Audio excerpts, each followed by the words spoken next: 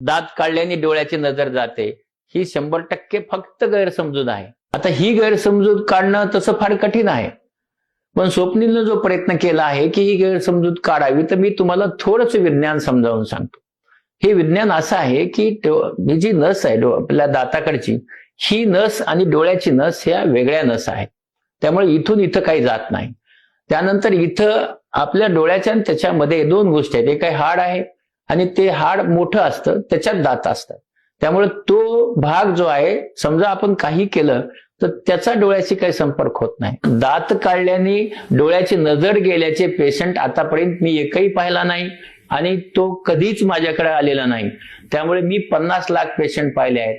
या पेशंटला कितीतरी वेळा ते दात काढून माझ्याकडे आलेत, अक्कल दाढ काढून माझ्याकडे आलेत किंवा दात बसून माझ्याकडे आलेत, पण कुणाच्याही डोळ्याच्या नजर आजपर्यंत माझ्या जीवनात कमी झालेली मी पाहिलेली नाही आहे.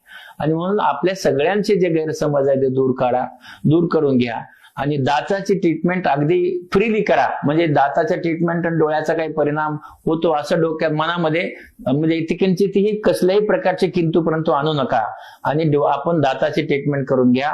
दाताची ट्रीटमेंट करून घेणे हे दात वेगळा विषय आहे आणि डोळा वेगळा विषय आहे. आणि मला असं वाटतं की हे मी सांगितल्याने तुमची गैरसमजूत नक्कीच दूर होईल.